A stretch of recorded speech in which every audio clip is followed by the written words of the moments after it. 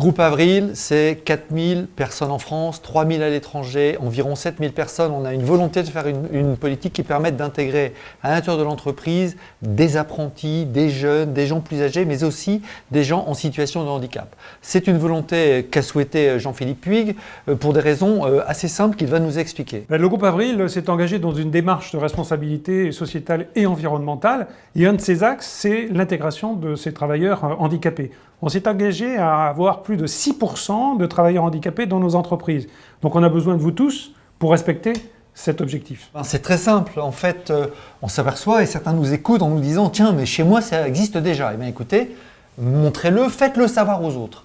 Les bonnes pratiques de ces entreprises, des centaines d'entreprises que constitue le groupe Avril, doivent démontrer quand elles font des bonnes choses aux autres qu'elles peuvent le faire également. Vous qui avez peut-être plus de difficultés à arriver à 6%, vous vous dites mais comment on peut faire? C'est compliqué chez nous. Pas si compliqué que ça.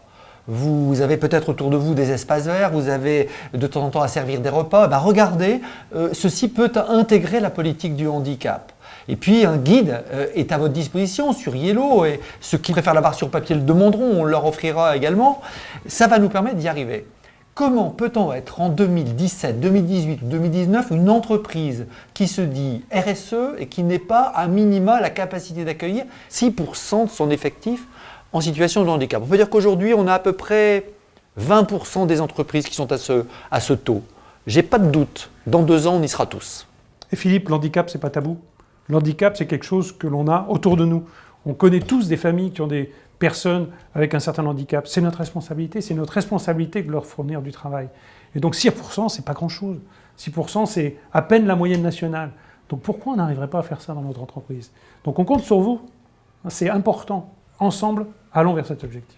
Et dernier point, vous allez dire, mais moi je connais des gens qui sont en situation de handicap dans mon entreprise et ils ont peut-être besoin que l'on aménage leur poste de travail.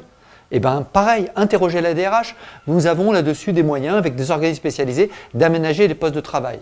Et puis, quelle meilleure fierté que de pouvoir se dire « Oh, je travaille dans une entreprise, les objectifs sont entre autres d'avoir 0 accident, d'intégrer des jeunes dans l'alternance et puis de faire en sorte qu'il y ait à minima 6% de notre effectif constitué de gens ou de personnes ou de jeunes âgés en situation de handicap. » On compte sur vous. On compte sur vous.